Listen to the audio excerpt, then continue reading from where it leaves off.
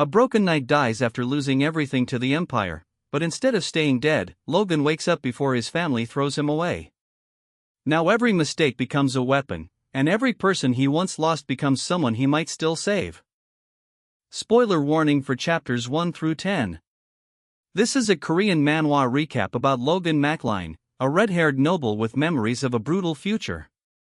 In his previous life, war, execution, and betrayal destroyed his world, but death sends him back into his younger body before his worst choices fully ruin him. The premise is simple but powerful. Logan is not starting over as an innocent hero. He returns as a damaged veteran with sword knowledge, political regret, and a desperate need to rebuild his family, recruit talent, earn money, and prepare before the Empire's shadow reaches them again. The story begins with a city marked by a warrior statue, then drops into a darker place where a red-haired prisoner is held beneath armed supervision. The captive looks cornered at first, but the mood changes when his focus sharpens and he breaks free from restraint. Guards close in, weapons clash, and red and blue energy erupts around him as the fight turns from execution scene into something closer to a last stand. The burst that follows feels tied to death, power, and rebirth all at once. Then everything flips. The red-haired man wakes in a noble bedroom, younger and alive, surrounded by servants and family staff. He is treated as a young master, but his reactions show that he remembers a different life. By the end, a cloaked patriarch is told that Logan has come, and that name shocks him. Chapter 2 opens with Logan shaken by nightmare-like memories, a dark, threatening figure, pain, and the sense that his death has not left him clean. Back in the family estate, he faces an older bearded man who appears to be his father or family head, and their conversation points toward financial weakness and family decline.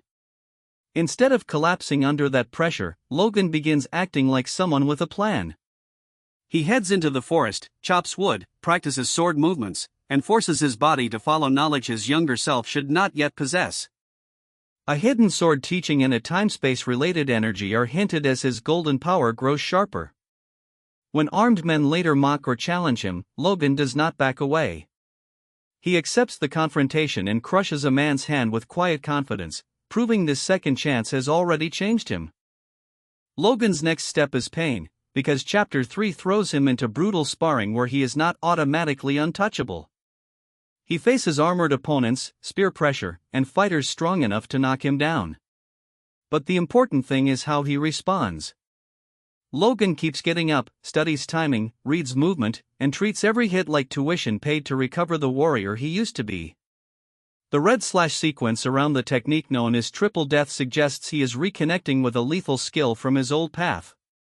After the training, the chapter widens into talks with senior figures about ambition, rank, and where Logan is trying to go. Then the tone shifts toward palace intrigue, with Princess Rena mentioned and a sinister presence tied to greed and golden eyes, reminding us that Logan's war is political as much as physical. Chapter 4 moves from training bruises into noble damage. A white-haired noblewoman stands at the center of a tense gathering, where marriage, family honor, and formal agreements are being used like weapons. Logan appears in the hall with other nobles and guards, and the atmosphere makes it clear that this is not a romance scene. It is leverage. Documents, public pressure, and old resentment turn the room into a battlefield without swords. Logan's anger flares, especially around a red-bearded noble and the memory of humiliation or betrayal. The evidence suggests the McLean side is forced to apologize to the wolves and pay heavy compensation, making the family problem worse. The white-haired woman is left with regret, while Logan walks away with another reminder that saving the future requires money, reputation, and control over noble politics. Chapter 5 keeps the pressure on Logan after the formal hall conflict, then shifts into a brighter but no less dangerous room filled with gold.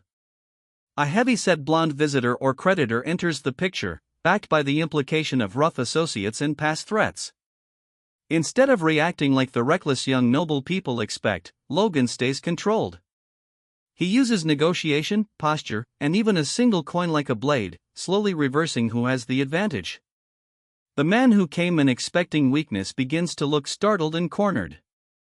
That matters because Logan's comeback is not only about sword power.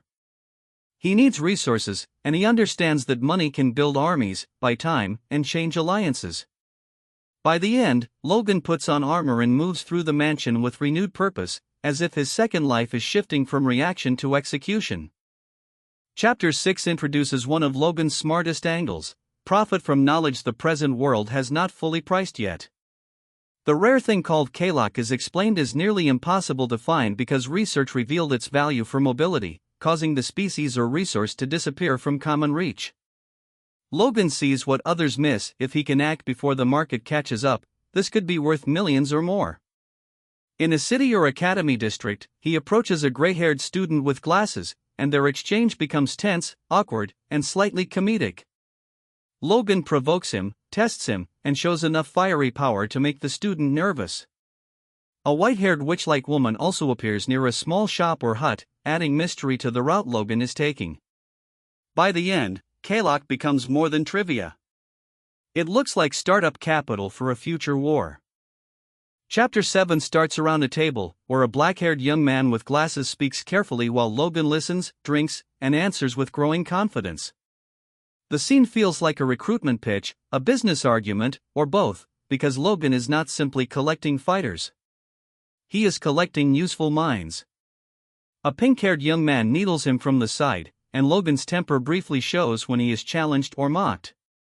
But even that anger folds back into strategy as he seems to make a bold claim involving an elderly white-haired man.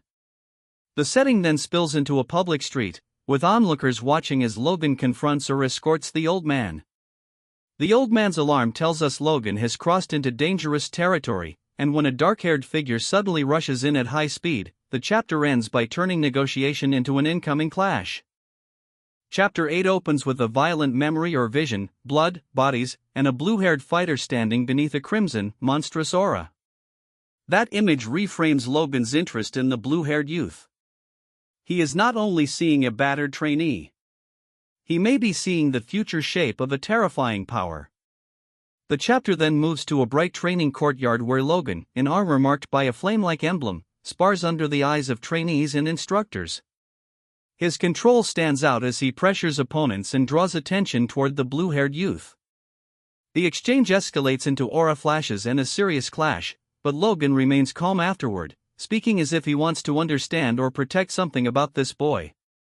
Later, a white-haired elder or master enters the picture, and the ending shifts toward shadowed men in red warning tones, suggesting Logan's moves are being noticed. Chapter 9 brings Logan deeper into the martial environment. He arrives among armored trainees and immediately becomes the center of attention, first through tense conversations with noble-looking figures, then through a public training ground confrontation. A red-bearded senior warrior appears to test or intimidate him, but Logan's expression stays controlled. That confidence matters because everyone around him is trying to measure whether he belongs there or is just a noble abusing status. The conflict sharpens when rough men confront a gray-haired young man, and the yard atmosphere turns hostile. A bald, muscular fighter and his allies bring physical pressure, but Logan does not fold. Instead, flame-like power surrounds his response, and the chapter makes one thing clear: he is not entering the knight's world to observe. He is forcing the entire training structure to acknowledge him. Chapter 10 focuses on why Logan wants access to knight training in the first place. After rough sparring and tense exchanges among armored trainees, he speaks with an older white-haired knight or instructor, with documents on the desk hinting that this request is formal and serious. The older man reacts strongly, but Logan remains composed, like he already knows the value of what he is asking for. Outside, the real emotional core appears. A battered blue-haired boy keeps running even when exhausted, then later grips a wooden sword as if quitting is not an option. A blue-haired girl watches and tends to him, worried but unable to stop his stubbornness. Logan challenges or tests the boy with practice weapons, not just to defeat him, but to measure his will. The chapter ends with a red-bearded authority figure demanding to know why Logan wants to join knight training. These first 10 chapters build Logan's second life as a strategy map. His strength matters, but the real hook is that every action attacks a future problem: family debt, noble disgrace, missing talent, lost techniques, and the need for an army before the empire becomes unstoppable. He is not instantly redeemed, either. People still remember the spoiled young master, and every room he enters tests whether he has truly changed. The blue-haired boy may become one of the most important pieces yet, because Logan's past memories make him see danger and potential before anyone else can. That leads us on a perfect early cliffhanger. Logan has money schemes forming, recruits within reach, and a training yard full of people who do not understand why he is really there. If you want the next part, subscribe and stay with the recap, because Logan's comeback is just getting started. Next, we follow whether this fallen noble can turn stubborn trainees, rare resources, and old regrets into the foundation of a real rebellion.